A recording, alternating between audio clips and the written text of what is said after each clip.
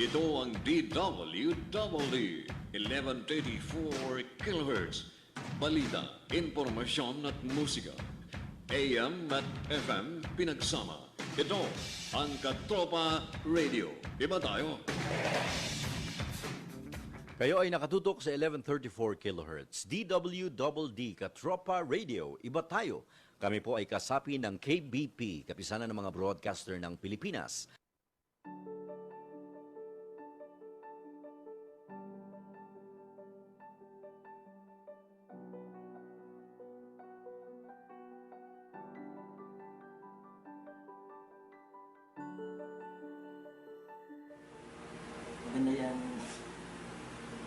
Maganda yung naisipan ng presidente na at tinanggap niya kami na kahit ipangutang pa yung bansa para lang sa amin. Doon din namin nalaman man na mahal talaga niya ang Pilipino. Ito, ang mensahe ko po sa presidente man na sana po hindi siya magsawang tumulong sa katulad namin. At ang mensahe ko rin sa taas ng dati kong mga kasama na sana po bumaba na kayo dahil dito tulungan kayo ng gobyerno at mahal kayo ng presidente. Hindi tulad ng nasa isipan ninyo na patayin kayo kung anong mangyari sa inyo pag sumuko kayo. Dito alagaan tayo, tinuruan tayo kung paano rumispeto sa kapwa Pilipino. Sana po bumaba na kayo.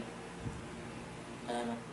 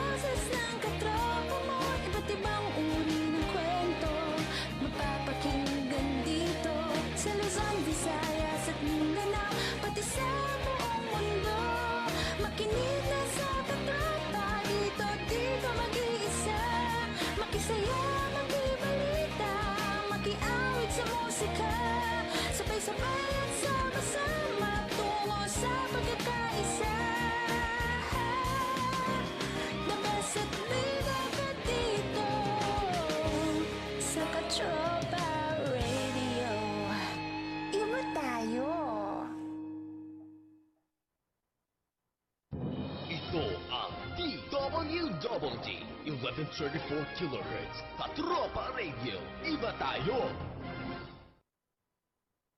The opinions expressed on the radio program by the host, guest, and call-in listeners or chatters are solely the opinions and responsibility of the original source who expressed them.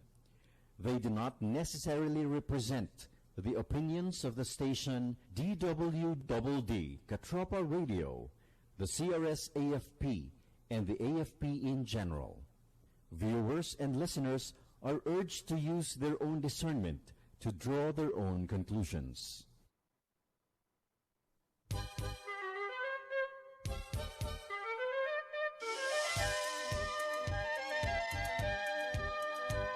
Minsa'y isang aklat lang ang iyong dala, minsa'y wala naman pero papas papasok pa. Kahit anong mangyari ay tuloy-tuloy ka lang, basta't kami mayroong natututunan.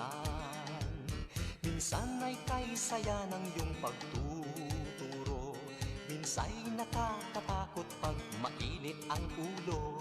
Ngunit kahit ano pa ang ugali mo, basta't kami tiyak na natututo. O guro ko, o guro ko, ang iyong tungkulin ay di gawang biro. Ngunit ako'y bilib sa'yo, dahil sa'yo buot iko'y tumatalino. Minsan sa klase mo ako'y nababagot, dahil kay daming sermon ang inaabot. Ngunit nalaman ko kaya pala ganon, ika'y pangalawang magulang ko. O guro ko, o guro ko, ang iyong tungkulin ay di gawang biro. Ngunit ako'y bilib sa'yo, dahil sa'yo kuko't iko'y tumatalino. Ang aral mong dulot sa'kin, puhunan ko sa pagdating ng hamon ng bukas, aking mararating. O guro ko, o guro ko, ang iyong tungkulin ay di gawang biro. Ngunit ako'y bilib sa'yo, dahil sa'yo kuko't iko'y tumatalino. O guro ko, o guro ko, dahil sa'yo kuko't iko'y tumatalino. Good afternoon to all of our listeners here at DWDD Katropa Radio. You are listening to your favorite Sunday afternoon habit, The Voice of the Teachers, the only radio program for teachers, by teachers, and with teachers. Sitting in for Dr. Ray Samson, this is your host, Bobby Ancheta, and together with me is the ever-beautiful Mrs. Universe 2012, Miss Joy Castillo Pasidis. Kumusta, Katropang Joy? Good afternoon sa lahat ng ating mga listeners for today. Closer to the mic. Maraming salamat po for being with us, no, every Sunday. And of course, gaya ng dati, Katropa, I'm okay, I feel great, and super excited for our segment. That's very good to know, Katropang Joy. Namiss kita. Likewise, and I'm getting very excited. I'm really looking forward to our meeting afterwards. Thank you very much also for, I would like to make this special mention, your company, Cosmetics, has become our partner here at The Voice of the Teachers, and thank you very much to you and to your family. And of course, you know, like to my partner, Miss Essie Ong, thank you so much also for saying yes to that partnership with us. And of course, you know, before we start, we would like to acknowledge and say thank you to all our partners and friends for our colorful vote mugs, the Asian Psychological Services and Assessment Inc., APSA, of course. Yes, Yan. here. We would like to greet their CEO, Miss Liberty Nolasco, and their business development head, the very friendly Miss Adelaida D. Perillo. For inquiries, you may contact them through telephone numbers 525-7277 or 527-1901 or email them at apsa.marketing@apsa.ph and look for Teng, Mariel, Roy, and Min. They have a Facebook page, APSA Philippines, and second is like Slimmers World Trafalgar branch is also very kind to provide our guests with gift certificates worth 1,500 every Sunday episodes natin yan, not Katropang Bobby. Thank you to Miss Tina Parangan, one of their amiable skin and figure consultants. Slimmers World International is the Philippines' foremost name in slimming, health, fitness, and beauty. And of course, our friends from Bree Style are also giving away to our guests vote mini notebooks and special design bag tags for your photo booth, mini notebooks, and specially designed, of course, the bag tags that will be given to all of our guests, to all the teachers, mga students na dumarating to be our guests every Sunday also. For your photo booths, event souvenirs and giveaways, sweet treats and dessert buffet, lights and sounds, event singers and musicians. They have all these services. And event hosting, please call 0906-2309571. You may also visit their Facebook page, Bree Style, or their website at www.breestyle23info. And of course, finally, to cosmetic. Hello, Essie Ong. Of course, for helping all of us to make looking beautiful, feeling great, and smelling good, and smelling fresh. Proof niyan is how Miss Joy looks right now. Yes, I'm actually using, like the cosmetic lip balm at the moment. Lip balm pa lang yan. So, hindi pa yan yung ating magandang waterproof na pwede nating ihilera or makipagsabayan sa mga international brands. And of course, for the FDA-approved organic products made in the Philippines and Korea, for queries and assistance regarding the cosmetic products, you can actually PM me through my personal Facebook page, which is Joy Castillo-Pacides. And this is actually a tie-up project of my charity event through cosmetics. And this is the title of my project is Empowering Filipino Women and Youth Through Sipag and Tiyaga Project. Katropa and Joy, I'm very excited because we have an international audience this afternoon. I'm looking at the names of the people who are watching us right now, and I would like to make this special shout out to our elementary school valedictorian. She's in the United States right now. Si Dale Rose Amoroso Ofut. We were actually conversing earlier since yesterday because she was making this comment about her experience in the United States. She's a nurse, but there was one time she also volunteered sa elementary school ng anak niya. And she really said a lot of good things about teachers.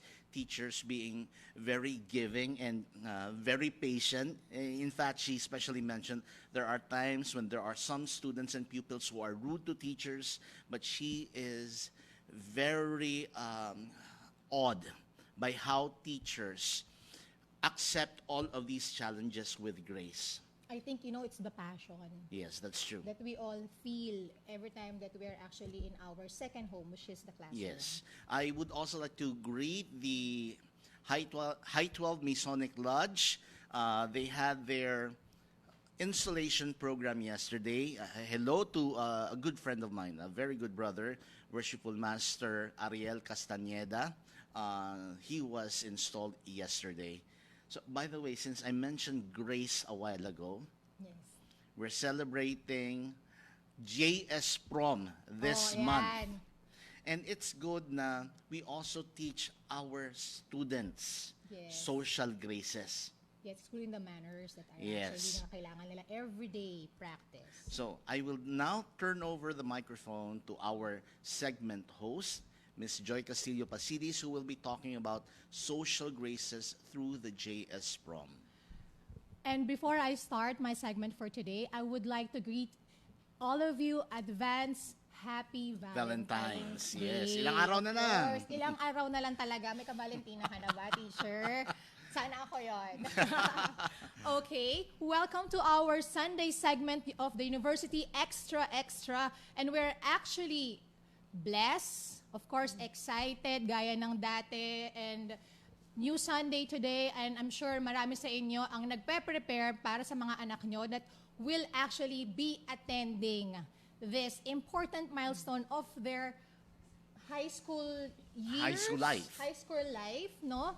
Because I think yun yung parang sinasabi natin na will be somehow giving them their independence. Kasi Yeah. they're already starting to be parang somehow medyo matured na din.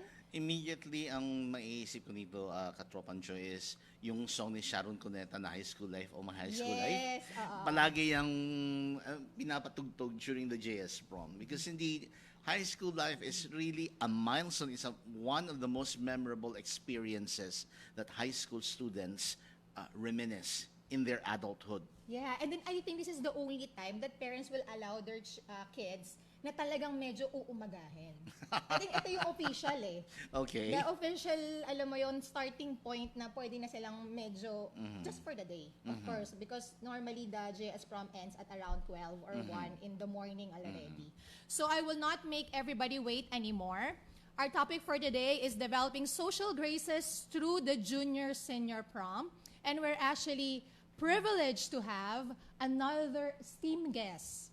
And gaya po ng last week, isa rin po siyang head coordinator, and she's the one handling the event of the JS Prom for University of Perpetual Help System Delta.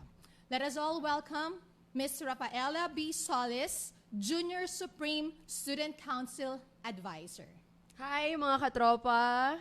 Good afternoon. Hi, Katropan Joy. Good Katropang Bob. afternoon, Hi. Miss Rafa. So, kamusta ka na? Rafi. Yeah, you can call me Rafi. Rafa, I'm Rafi. honored to be here, to be invited. This is a very good platform for teachers. So, thank you very much for inviting Perpetual. You're very welcome. And we're actually excited to hear, since you are the head coordinator of the said event for Perpetual. Yes. What do you have any standards in terms of choosing the venue, the different Yes. preparation that you are doing for this? Kasi medyo buong junior and senior high school yung pinag-uusapan natin. Yes, but for our department only, the prom that we Yes. are organizing for Yes, grade yes. 9 and grade 10 students. Yes. Yeah, so in terms of choosing the right place, no, of course, we have to put the interest of the students first. We conduct a survey first. Of course, we have to have a consensus. We ask them, what's your preferred hotel? Where would you want to go? And then whatever the result is of the survey, let's say the top 3, top 5 hotels, then we survey it. We do an ocular, and then we start the planning. So the planning stage is around maybe 2 to 3 months. But of course, the earlier you start the preparation, the better. This is really a very big event then. Yes. Kasi 3 months yung preparation. Naalala ko, Miss Joy, when I was still principal, parang 1 month or 1.5 months lang yung preparation namin. And it's good that the University of Perpetual Help conducts surveys. Yes. Kasi ang nangyayari minsan, it's the faculty na Yes. nagde-decide lang na, Yes. okay, doon tayo, ganito, so on. Yes. And it's also nice that they're actually asking the students. Yes. Para siguro mas ma-enjoy ng mga students kung ano. Kasi iba-iba na yung tema. Iba-iba na yung gusto nila every year. Yes, and parang- there's a sense of ownership. Yes. Kasi And when then you the let them interest, choose. Yes. right? Yes. And do you actually coordinate with the student council for this Yes, one? actually I'm the advisor of the Junior SSC. Hello sa mga officers ko dyan. Kay Louie Ray Amboy is our president. Hi. Yes, prior to that event, we conduct a survey. Nag-room to room sila sa grade 9 and grade 10 students. Tapos yung mga bata naman, they have an idea eh. Kasi yung iba mga nakapag-check-in na sa mga hotel. So they have an idea pretty much kung saan nilang gustong pumunta. Para sa mga Generation Xers, when we talk about Xers. Generation X, yung mga those who were born before 1980. Yes. When we talk about grade 9 and grade 10, we're talking about yung sa ating Yes, time, third year and fourth third year year. and fourth year high Yes, school. Gen Z na sila Yes. ngayon. We call them Yeah. Gen Z. The Gen Z. Yes. So, like for example, di ba, a while ago I asked if you are actually coordinating with the president of the student council. Yes. Because of course, iba na yung tugtog nila and every year nag-iiba. Yes, yes. So, it actually brings them more excitement. And Yes.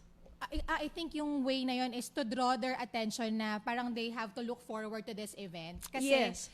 ito yung pinaka-milestone nila of parang somehow medyo sooner or later mag-enter na sila talaga dun Yes. sa college and university life. And of course, hindi madali mag-prepare eh. Kasi from choosing pa lang what to wear, yung iba talaga nagpapatahi sila. Talagang they spend. That's the reason why Yes. you need like 1 to 3 months. Yes, to prepare and save for the parents kasi they have to spend thousands of pesos. Meron nga Especially if- mga babae, especially yung mga babae, nagpapatalbugan ng design ng kanilang mga attire. Yes, totoo po yan. Totoo po yan. Actually, ano po yung, do you have any guidelines in terms of like, for example, okay, we have already chosen the hotel, we have already Yes. chosen the theme. How about yung, is there a behind the scene, like mission, yung vision ng school? Yes. Because I know that this particular event, it will never happen. It will not be supported, like by the officers or Yes. the ones who own, like Perpetual. If it's not aligned. If it's not Yes. really aligned to your mission True. and vision. Yes. Katropa Joy, I think it would also be good for us to ask our guest this afternoon, why do schools celebrate the JS Prom? Yes, all Yun, right. I would like to share with you the mission statement of Perpetual. Just a Yes. clause from the mission statement.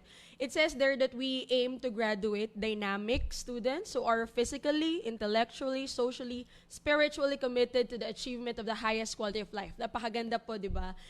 Dynamism, yung pagiging dynamic nila, and well-rounded. Pag sinabing dynamic, they dance with the music of change. They're not afraid of change, especially those that are geared towards improvement. Well-rounded, ibig sabihin, the totality of the human person talaga is developed.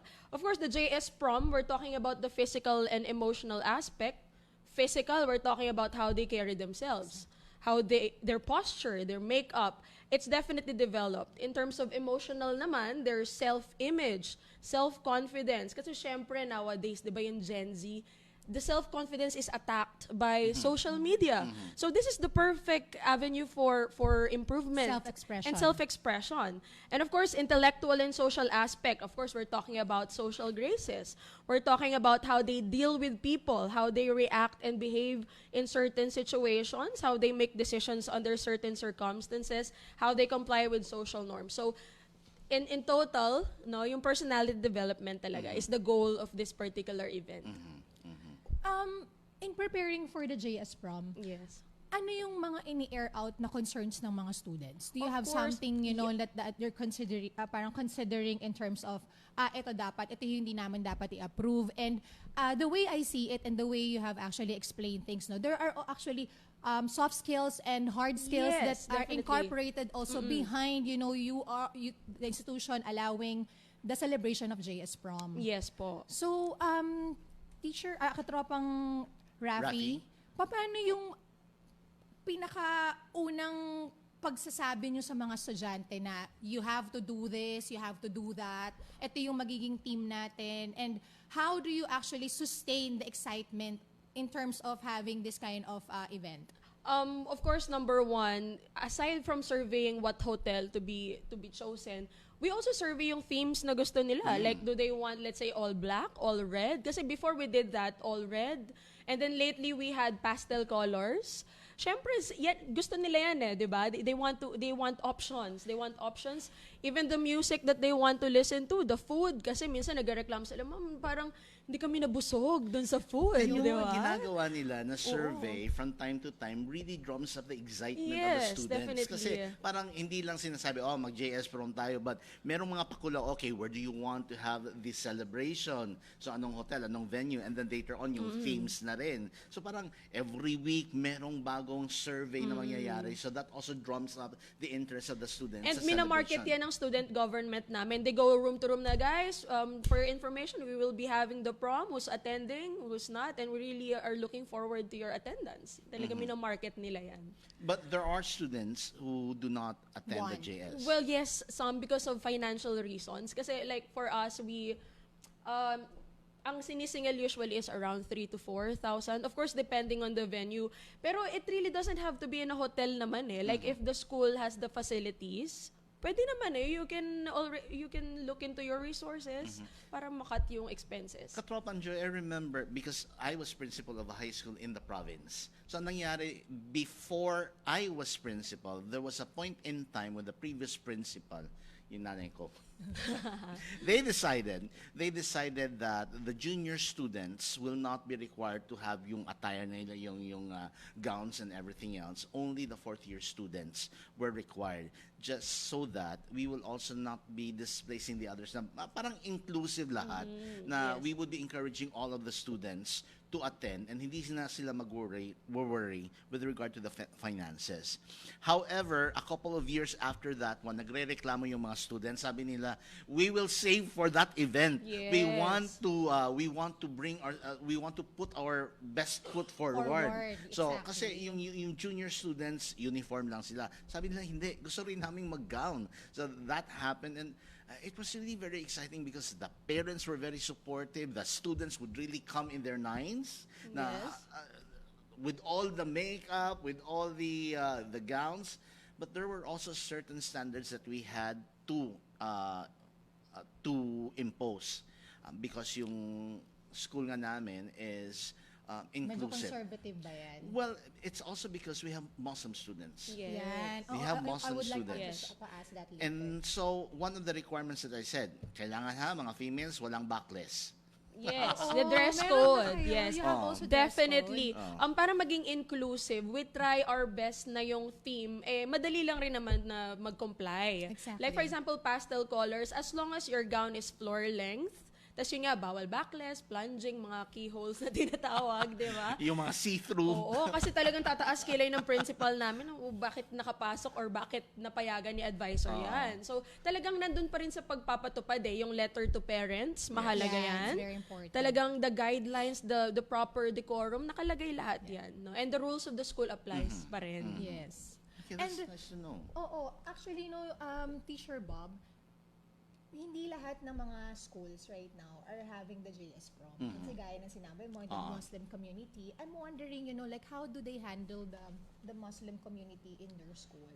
Meron ba silang certain, meron ba kayong certain parang special rules we have or on how Muslim they students, accommodate yes. on how you guys accommodate the Muslim, community? Of course, number one, we have to take note of that. Kasi we have to note sa hotel na they cannot serve certain food. Of Yes. course, pork is Yeah, not because allowed. of the halal. Yes. Yes. They and are somehow. and yes, they still, in fact, I remember before, one was even chosen as a nominee for the queen. No?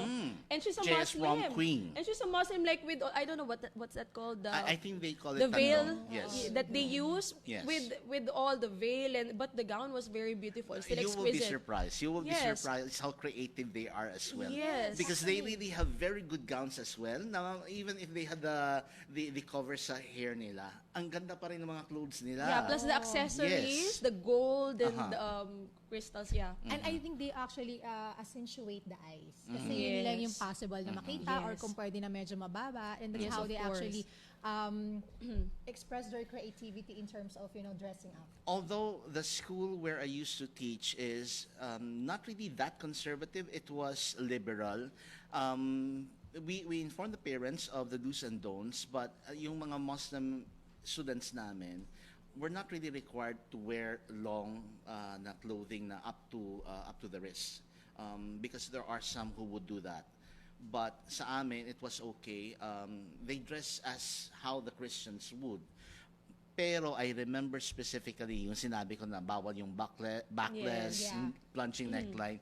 Yung MC ng JS Prom, one of the MCs of the JS Prom while I was principal, even though she knew of the dress code, went to the event na backless yung ano niya. So sinabihan Pagka ko, ganon, if ever na there will be like Honestly, we bring what do you call it, veil. Talagang I told the person. talaga we really bring the yeah, because the mother of the student was one of the faculty members. So I told the mother and I told her, I'm not going to be allowing the MC to be there unless you do something to cover the back, because we have rules and Yes. regulations. We have to be consistent. And this is strict. this is one of the things that I also posted sa Facebook page natin na one of the things that teachers should do should also be consistent. All of the rules and regulations should Yes. apply to and to be everyone. implemented 100.1%. And you know what, in our school, even teachers are required to wear floor-length gowns, also conservative ones, kasi syempre we stand as the role models. So si Yeah. teachers di rin pwede magpaka-revealing, di ba? Exactly. Tsaka floor-length talaga, para makita ng mga bata na this applies to everyone. Let's talk for about attending. social graces. Yeah. I remember when I was in high school and in college, before the actual JS Prom, sa college namin, we have what we call as ball. every February meron kaming ball between mga dorms in Silliman University. And then we have lectures, we have workshops on social graces, Yeah. particularly table etiquette. Yon. And we were also told, how do you bring your date to the event?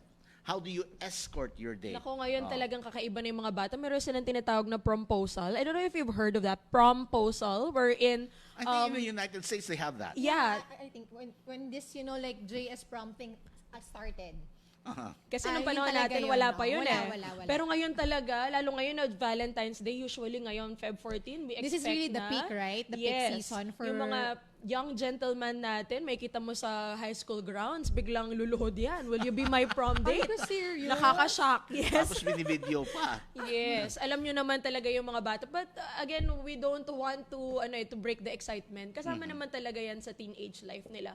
Pero let's just highlight yung sinasabi yung social graces. Yes. A while ago, you see the junior high school of Perpetual. We treat JS Prom not really as extracurricular. It's co-curricular. It means that it's an enrichment of the subjects that we offer. Like as early as grade 7, one of our business subjects is personality development. Yes. Okay? So this subject teaches the children what to wear on certain events, Occasions. like if it's defense, what will you wear? If it's a formal event, we even have teens on the ramp. We had fashion shows for the children. Parang ito yung kanilang application of their learnings. Miski yung basic makeup, we teach them, and of course how they behave in formal events. So the JS Prom, in a way, is the perfect opportunity for them to show what they have learned. Parang ito yung kanilang practical exam, so to speak. So, JS Prom is not at all out of the curriculum. It's part of the enrichment of the curriculum. I agree. Ito yung actually sinasabi natin last month, that this is like the subtle way of imposing learning and different information and activities, through activities. Yes. In terms of, like sa mga ginagawa ng mga estudyante na hindi nila alam, but we are actually, like inculcating them values, manners, graces. Yung tinatawag na unintentional yung learning. Oo. Which is usually better nga, di ba? Kapag outside the classroom nangyayari yung learning, Yes. yung sinasabing learning by experience, learning by doing is still the best. Yes. To learn. And that they will be able to retain that better because Yes. hindi lang siya visual, hindi lang siya oral, hindi lang siya tactile. It's everything, including the smell mo. You will be making use of your auditory, yung tactile dahil kakain ka rin during the dinner. Yes. And you Very can also smell. important. You can smell your partner as well. Yes. And also yung mga TLE subjects natin kasi Being gentleman and all. we teach them cooking, how to Yes. prepare menus. O yun yung perfect na avenue kasi once in your life makakain ka sa 5-star hotel, kompletong 5 or 6 course meal, yung mga utensils that you need to use first, di ba? Ang Yes. hirap nun. Of course, we teach them that. Yun yung perfect way na ma-apply nila yung learning But this nila. is also one of the things that I all the time remember. Many people, even after graduating, do not know how to take their soup and how to take their bread. Yes. Yung table etiquette na tinatawag. Yung table etiquette natin, because usually ang first course is the soup. The soup. And then you have the bread and the butter. You're not supposed to be buttering the whole Yes. bread. You're Actually, supposed to be, bread muna and then the soup. yes, Yeah. but you break the Yeah, bread, exactly. you butter it one by One by one and piece by piece. piece The by one that piece. actually exactly lang that you can put inside your Yes. mouth. Kasi yung ginagawa ng iba, they would butter the whole bread and then they would eat it na ganon. Kulang na lang kape. Yes. Yes.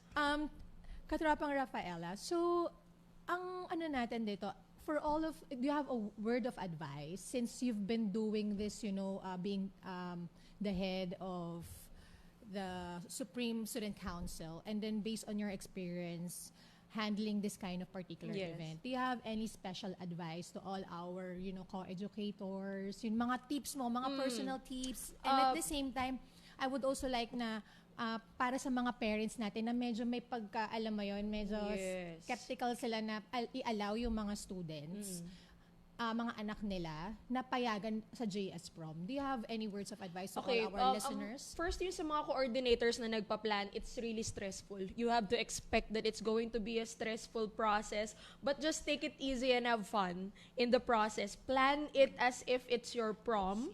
and always place yourself in the shoes of the students. Like, ikaw yung a-attend nung prom, parang sa'yo yon. You own it. Be organized, and mahalaga po, be prompt in submitting your proposals. Kasi usually dyan nagtatagal. When we submit proposals to administrators, pabalik-balik yan. Literally 100 times, ire-revise. And we also have to Oo. take note, venues are limited. There are also other Yes. schools that would be Yes. scheduling their JS prom. Yes. So if you Yeah, don't the book it slots. ahead of time, Yes. Wala na. yes. Sometimes a year before, fully booked na yung Wow. hotel. Exactly. Really. Para siyang wedding. Tama po. So if you have a preferred date, kailangan a year before. No? Ma-book na agad yun.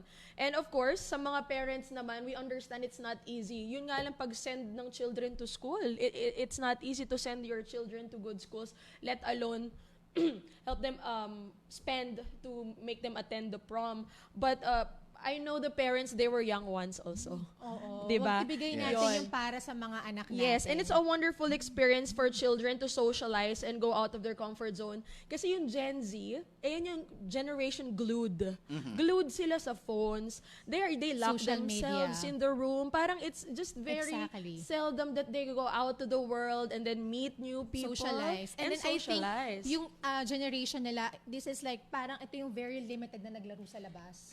Exactly. I was Lalo about to sa make kalye. that comment because yun na nga yung studies na nakita nila na many of those who belong to the Gen Z and the Gen Y, the millennials, the Gen Y and the Gen Z usually stay at home because parents are concerned of their safety. Okay, sinasabi na Sheltered lang sila, na yung okay, doon na lang tinatawag. kayo sa Very bahay. protective. So they don't have enough time and experience to really play outdoors. Limited Yes. lang. So yan yung nangyayari. Oo. And of course, sa parents din, no, look at it na lang as a reward. Kasi yung mga bata, they worked hard sa academic year nila. Yung academics nila, stressful talaga yan. No? Parang, this is a time out for them. Yung parang reward. Actually, tip ko nga sa parents, maganda yan na, sige Bonding, ka, diba? you study hard para I will let you attend the prom. Di ba Tsaka magandang bonding reward moment, siya? diba? The bonding Oo. moment, the ones that will actually glue. And then, start conversation between the two of you. Especially sa Yes. mommy and then sa a daughter. Yes, especially and then the the dad, moms. and then, Oo. the son tandem. Oo, it's a bonding Miss Rafi, before we close our segment this afternoon, I would like to ask, what are the mandatory parts of the JS? Because course. the JS prom, that is short for promenade. Yes. That means they have to walk. Yes. So, ito yung one of the mistakes of some of the schools because nawala yung prom, nawala yung we say in Bisaya, paso. That means you walk. Yes. The juniors and the seniors are supposed to be walking so that they can be seen. Parang presentation din yun sa kanila. You know what we do? All the sections of grades 9 and 10, they have a grand entrance. Okay. And then they enter the hall, the ballroom, with a dance. And then they bow. They are acknowledged. Of course, we have a program flow. No? Mahalaga yung mga routines natin, like prayer, anthem, and lahat yan. You choose the best students to do those parts. Yung prayer, opening remarks, and we have speeches. Like sa Perpetual, we have this tradition wherein there is a passing of The I can torch. recall, like a candle, and the candle. rose. They exchange the grades 9 and 10. Parang in a way, pinapamana nila yung Yes. high school. Yes. We I saw have that in the St. Jude. we have the bequeathing of the key. Yes, that. We have that also. The key, the book, ayan. Tapos may mga speeches dyan. We even have yung mga predictions. Like, Yes. let's say 10 years from now, this grade 9 and 10 students, what will they be? We have the Yeah, class meron. historian. We have Yes. the class prophet, class prophecy as well. Yes. And then we have the gifts of Mother Nature. The gifts of we have a term for that one. So, merong isang parang grandmother of virtues ata yun, yung tawag namin, mother of all virtues. Mother of all virtues. So, there's this message about faith, hope, Yes. love, service, yung lahat na mga ganun. So, it's somehow delivering a message to all of the students. Kaya mahalaga lang talaga na informed yung mga bata why we are doing this. Kasi Yeah. for them, it's party, di ba? Oo. Parang show of extravagance and luxury. But we have to make them well-versed of the objectives. Now, we're doing this not just for that, for dancing and partying. they should be well versed of the objectives of the program. That this is a learning experience. It's a meaningful experience na you should not take for granted. And then also the camaraderie na nade-develop. Kasi Definitely. there's somebody who will do the speech na sasabihin, normally the higher batch to yan. Magkasabi the president or of the student council that they will actually say na we will always still be your kuyas and then ates, and whatever that you'll be needing us for pag dumating yung chance na this is actually yung solid na batch. We are the batchmates. So, nabubuo yung camaraderie na yun most of the time sa junior and senior prom. And of course, we have a very limited time as much as I wanted to go on and go ang bilis ng oras. Ang bilis ng oras. Thank you, Ms. Yes, you're welcome. Rafi, for sharing your thoughts and then your expertise with us, especially to all our co-educators and the parents. Please, bigyan natin ng chance yung mga anak natin to shine, especially lalo na pag mahiyain sila. This is really the best time. Before we let Miss Rafi go, any parting words? Of course, I just would like to greet the University of Perpetual Health System Delta. We just concluded our 45th founding anniversary celebration. So, congratulations to all the organizers. I would like to greet our school director, Dr. Loreto. Dr. Reyes is our principal. Of course, my co-teachers, my students, Junior SSC, Louis Ray Amboy, and my family. They are watching, my mom and my dad. Hi. Thomas, my sister, hello, happy viewing sa inyo. And let me take this opportunity na rin po to invite our parents and of course their children to please come and visit us at the University of Perpetual Health System Delta Las Piñas. Be part of our family. We offer education from preschool, junior high, senior college until post-grad. So come visit us, have the university edge. And also, I would like to say hi to Miss Hemelin Escudero, my former Ma'am Hemelin. Miss Universe Philippines directress, for helping me to conduct, and to actually help me invite Miss Rafi to be my guest in behalf of Perpetual University. Thank you very Thank much. you very much, Thank you so Katropa. much. Thank you very much.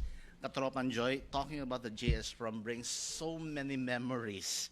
I remember the time when I was also given the chance to turn over the key of responsibility. Yun pala, naalala ko na, key of responsibility, which I received from the president of the fourth year class. It was bequeathed to me. And then when I was fourth year already, I'm now senior, it was my time to also bequeath the key of responsibility to the first honor of the junior class. And I'm sure, like yung lahat ng mga nararamdaman ng mga estudyante in attending the junior and senior prom, talagang excite. Talagang, I think, ako rin, one of the most memorable part of my high school life is the JS. Why?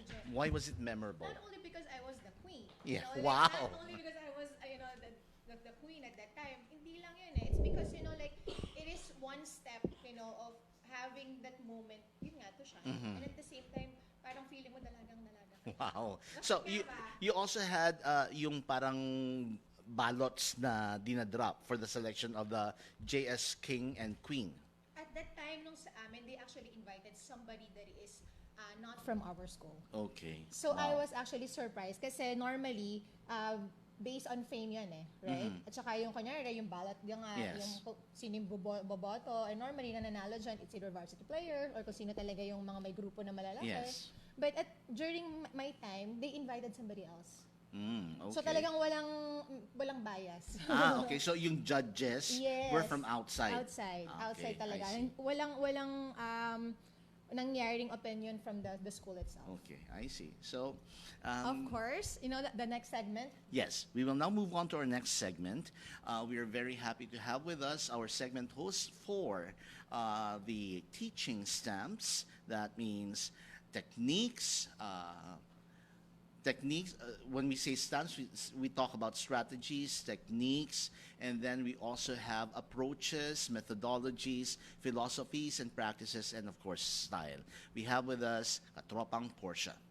Hi, good afternoon. afternoon to our listeners and our viewers. Another segment of Teaching Stamps where we invite, of course, our fellow educators to share their academic journeys and experience, no? And today, it's very interesting kasi I know that all the teachers will be able to relate to since ito yung mga kadalasang ginagamit natin and it's very important. Our topic today will be localized and contextualized teaching modules, focusing on fluency and comprehension. So, every seminar ata, laging sinasabi at ina-advise sa ating mga teachers, and I think it's a mandate also, that we create an instructional materials, which is one will be a teaching module that will help our students. And right now, we're gonna discuss it with one of our experts, my friend also. She's a public school teacher and Dr. Saladonio Salvador Elementary School, Division of Manila. She is also taking up her master's in Universidad de Manila, none other than katropang Mary Joy Tabanud. Hello mga katropa, good afternoon. Good afternoon katropang Portia, katropang Bab, katropang Joy, good afternoon. So this is a very... I'm very happy for inviting me to share my ideas about localization and contextualization of the modules. So ano ba talaga yung contextualization at saka localization? We are using the content or relating the content into the based from the experience ng mga learners natin sa community. So we try to inculcate there sa minds ng mga readers natin. But actually, this module, mga katropa, hindi lang po to sa slow readers, non-readers, but specifically, this is also for fast learners, for fast readers. So, this module, actually, may nagawa kami sa Division of Manila. Kasi, aware naman po tayo, mga katropa, na ang status po natin when it comes sa reading comprehension level, di ba, mga katropang Portia, medyo mababa po tayo ngayon. So, we the teachers, we are trying to find ways how to equip the learners when it comes to reading. So, mahalaga po to kasi usually po mga katropa sa school, sa public school, syempre may mga times tayo, may mga, ang time po natin allotted for English, for example, is 50 minutes. So, minsan, hindi na po natin na brought up or natatackle how to equip talaga nung reading comprehension, nung level ng reading nila. So, kaya nakagawa po kami nung mga modules na to para makatulong sa ating mga learners. And if I'm not mistaken, this is also mandated by the DepEd na kailangan i-contextualize yung mga materials. Katropan Joy, eto kasi yung nangyayari. And coming from the province, maraming mga libro, karamihan ng mga libro are produced in Metro Manila. And the writers of the books usually would base it according to their experience and understanding as well. So, way back in the 1980s, in the 1970s, ang nangyayari is that karamihan sa mga taga-probinsya, hindi nila masyadong naiintindihan kung ano yung terms ng ganito and so on dahil wala nga sa kanilang environment. Hindi sila nakaka-relate. For example, in Mindanao, there are textbooks that would talk about what is the longest road na from ganito hanggang sa Quezon City. Kami taga Mindanao, wala naman kaming alam na EDSA yun. Ano ang ibig sabihin ng EDSA? Hindi rin namin, of course, eventually we will be able to learn that, but the thing is, we have to take it step by step na parang little by little naiintindihan dapat ng mga mag-aaral. Otherwise, if you are going to be having lessons na completely disengaged or hindi makaka-relate yung students and pupils, mahihirapan sila. So, there are times na mga taga-probinsya, hindi nila alam kung ano to or anong ibig sabihin nito, hindi pa sila nakakakita ng ganito. So, they would not be able to relate to it. That's why, in the elementary, in the early years, it's really very important that we contextualize kung ano yung nalalaman or natutunan ng mga bata. We start from there. Yes po, sir. Exactly po. Yung contextualize and localization nga kasi this time, yung mga bata will be able to engage themselves at saka makakapagbigay, there are a lot of research proven that with them learning about their environment, mas madali sa kanila ang retain yung mga memories na kailangan nilang tandaan. And that's also why, even in the first 2 years, ini-encourage na mother tongue yung gamitin. Yes. Yes, because that To also avoid goes confusion. not only to avoid confusion, studies have shown that learners are able to learn faster if we use the native tongue in the first how many years. So that also is, yung concept na yan is also similar with the contextualization of materials. If the learners understand kung ano yung pinag-uusapan, nakikita nila, they can better relate to the lessons, and therefore, they will be able to retain it better. Yes. Katropan Joy, dito naman since we talk about our modules, when will this be, when will it be used, and who are the participants ng mga teaching modules na to? Kasi we have class for regular class, and then this one is used for remediation. Tama? Yes, exactly po, Katropa. Sino ang pwedeng gumamit niyan? Actually, ginamit na po namin to sa school. And at the same time, we're encouraging the other schools in the division na gamitin tong module kasi mas nakakatulong po talaga. Kasi right after the class, we have the time. Kumbaga, nag-reach out kami dun sa list ng kids, ng mga children namin, who are the slow readers, the non-readers, and the fast readers. So, naka-classify po sila. Kasi they have actually modules for them. So, binubuo po ito ng tatlong category. So, the first module is easy, and then the second is average and challenging. So, for example, pag nagkakanda kami ng remediation right after the class, so kung sino po yung slow readers, sila po yung ano. Pero ito, sir, Katropang Bob, ito po ay one-on-one na module. Kasi usually, pag remediation, pag, for example, we have slow readers, for example, 10. So, wala po tayong focus. Hindi po. And that is where individualization of learning comes in. Yes. Kasi po, hindi siya Katropa. one size fits all. Yes. And I also like the term that you use. Instead of using difficult, kasi yung easy, and then the next step is average. Average. And then instead of saying Yes. difficult, you say challenging. Yes. Kasi macho-challenge sila na talagang yung content nun, medyo complicated na. Yes. And Kasi, I think also, di ba, it can encourage parang walang fear. Kasi when That's you heard parang difficult, difficult. yes. At saka sa module na to, parang hindi rin sila mako-confuse na, may kasama po akong, for example, medyo okay siyang magbasa. Pero kung talagang non-reader ka, medyo comfortable kasi one-on-one. So, kumbaga, ang batuhan po nila, yung changing of conversation, parang slight lang, medyo comfortable dun sa feelings na if ever the kid could not read the words, meron assist si teacher. So, medyo okay siya. And then, since this is contextualized, nakaka-relate talaga si kid for the experience. Kasi sabi, for example, dito, photo op at the park. So, yung focus po namin, dahil nasa Maynila po kami, Paco Park. So, usually, yung mga kids namin, di ba, namamasyal sa Paco Park. They can say the words, and then they can use the words or can use in the sentence based from their experience. So, napakaganda pong module na ito. Like a place na familiar sila. Tama nga naman. Rather than putting an example na hindi talaga nila alam at parang i-imaginein pa nila kung saan yung lugar na yun. Yes. Now, let's talk about the issue of contextualizing materials. And as you have said, the contextualization of materials is encouraged by the Department of Education. Yes po. All over the Philippines. Yes. Now, how is the contextualization done?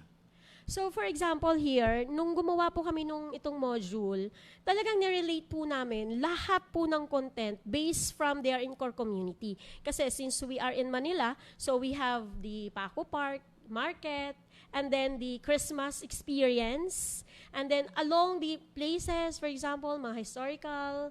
So, lahat po yun ginagawa po ng teacher. And sinusupervise po ng aming supervisor. For example, so for the first page, sa warm-up pa lang, talagang binusisi ito ng mga teachers. Kasi medyo less lang, kumbaga parang i-assist mo lang yung bata dun sa ano bang topic na meron.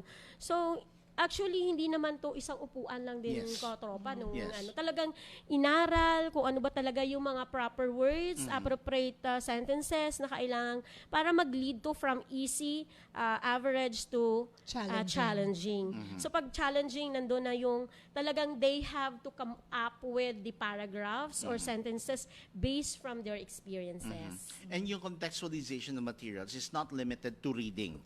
Yes. The contextualization of materials can also be used in other subjects, like in science. Yes, there So, is an integration of the other subjects. And even the making of the materials for the science subjects. Kasi kung sasabihin mo, okay, we would like to, yung lesson natin is about photosynthesis. Of course, yung gagamitin mo is yung nakikita mo sa environment mo. Yes, exactly po. So, whatever the experience, pag sinabi mong photosynthesis, syempre lahat po ng experience, i-deal mo doon sa content mo para mas maintindihan ng bata. Yeah. So since nga nababanggit natin na it's a mandated, no? So para naman sa mga teachers natin, ma'am, can you show us step by tips or steps kung paano mabuo ang isang teaching modules? By the way, this is just an advice from their school. So pwede nyo itong i-twist depende Yes. sa inyong environment at pangangailangan. Yes. So sample, ma'am. So una will Okay, be first, so we have the EC level. Of course, you have the objective. Hindi talaga mawawala yon. Kasi ano ba talagang pag-aaralan nung mga kids natin, mga learners. Then, proceed po tayo sa warm-up. So, meron lang siyang isang question leading doon sa kung ano po yung sasagot ng bata based from the selection. So, and the third is the focus words. So, all of the words coming in from the community. Yung materials, lahat po, pictures, lahat po yun ang galing sa kung ano po yung nakikita niya sa local. Yung nakikita minsan, na experience. And then, mas na-excite yung mga bata dahil sasabihin, uy, Yes. yan, nakikita ko yan, nakapunta na ako sa lugar na yan. Yes, kasi madami po silang nasasabi pag talagang na-experience, di ba katropa? Kasi kung wala talaga, so they will left na blanco sila Yes. kung ano ba yun, ganyan. So lahat po to, so at saka yung mga pictures po natin, mga katropa, ha, wag nating kakaligtaan kung kanino po natin nakuha po yung picture. Pero pagka gumagawa po tayo ng modules, much better na tayo yung kukuha ng picture para realistic. Hindi lang tayo kumuha sa sinerch Internet. natin, sa internet. And this is where that need for teachers to really be multifaceted come in. Dahil kahit teacher ka, you should not only focus on teaching inside the classroom. Kailangan mo rin matutong how to take photographs. Yes po. Kasi pag mga teachers, kailangan talaga flexible. Lahat creative. Po. Creative, resourceful. Lahat po yan. Kumbaga, yung All in trabaho. one. Yes po, katropa. And then, sa next step is conversation setting. So, nasabi ko kanina na it's a one-on-one conversation. So, dalawa lang po yung characters ng module natin. And then, so salit-salitan po yung yung pagbabasa ng ating mga characters, di ba, Ma'am Portia? Pag example, babasahin ng ng slow reader ng bata po natin, tapos si teacher magbabasa. Then after that, mag-exchange na sila ng conversation. So, Then, habang kinakandak mo to or binabasa po ng teacher at saka nung reader natin, dapat kailangan i-check din ni teacher kung yung mga mispronunciation ng words. And then, we have questions, siguro limited lang ng 2 para hindi masyadong mapagod si reader, di ba? Hindi lang sa mapagod, kundi medyo chill lang siya doon sa pagsagot na kaya Hindi niyang ma-overwhelm. Yes. Yes, so that is for testing insights. And then we have another question. So we have here pictures. Actually, ito yun. This time, gagawa na sila ng sentences. Pakita natin sa ating mga Ayan viewers. po, mga katropa, ha. Ayan, saan po natin to? Ayan. Akin na. Ayan, sige po. Yan. Yan.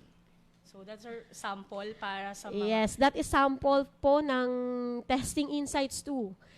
Sure po kami, masasagutan po yan ng Yes. bata. Because nakaka-relate nga Oh, sila. relate po sila doon sa picture pa lang. Pag nakita nila, excited na yun sila. Madami na silang magagawang sentences pagka ganon. Perhaps my last question. In your experience, with the contextualization of the reading materials or the materials for the lesson, ano ang percentage ng growth or lang ng difference ng using contextualized materials compared to yung dati na which is produced by some other people who do not come from the local? Actually, Katropang Bob, mas malaki talaga yung improvement when we use the module. Kasi one-on-one, tapos then we have this is documented. For example, may session kayo nung bata. You have to document ano yung progress niya. Tapos meron po silang checklist kung yung mga words ba na yun, nako-comprehend na ng bata. Because you cannot reach average level if you cannot pass with the easy. So magpo-proceed ka lang ng challenging pag napasa mo yung average. So malaki talaga if we are going to compare the percentage, mas malaki po na itutulong po nito sa mga bata po. All right, thank you very much for being with us this afternoon. Parting words. So mag-hi po muna ako doon sa mga tumulong sa supervisor namin, kay Ma'am Eddie, Ma'am Ayla po. Sila po yung nag-check, talagang nag-ayos po ng mga modules namin sa principal po namin dati, si Ma'am Joaquin at saka si Ma'am Renora po ngayon. So good afternoon po. And then ini-encourage po namin lahat po ng mga teachers, katropa, pwede po kayong gumawa ng sarili ng modules based from the local experience ng mga bata niyo. For example, pag QC ka, so gawa ka ng mga modules. So kung anong lugar, they will enjoy and they will surely make, this will help a lot for the readers and for the teachers too. Thank you very much. Thank you so Ms. Joy? much. And I would like to, of course, do the acknowledgement to our Department of National Defense, Secretary Delphine N. Lorenzana, AFP Chief of Staff General Filimon T. Santos Jr., AFP, CRSAFP Commander Major General Ernesto Castro Torres Jr., AFP, Group Commander of Media and Civil Affairs Group,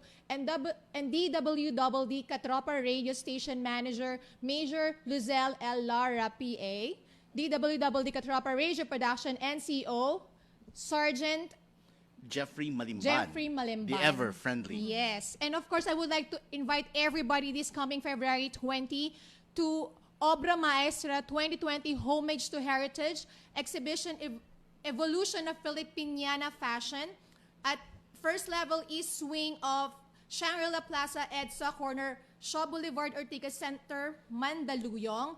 And there will be like a cultural fashion show event and second level atrium main wing from 6 to 8 p.m. Kita-kits po tayo doon this coming Thursday. And before we go, we would like to thank again our partners. We have Slimmer's World, Cosmetics, Breeze Style, and of course, APSA, the Asian Psychological Services and Assessment. In behalf of Dr. Ray Samson, this is your host, Bobby Ancheta. And Joy Castillo Pasides. Katropang Portia Ebol. And we are the voice of the teachers. Ito ang DWWD 1184 kHz. Balita, impormasyon at musika. AM at FM pinagsama. Ito ang Katropa Radio. Iba tayo. Kayo ay nakatutok sa 1134 kHz. DWDD Katropa Radio. Iba tayo. Kami po ay kasapi ng KBP, Kapisanan ng mga Broadcaster ng Pilipinas.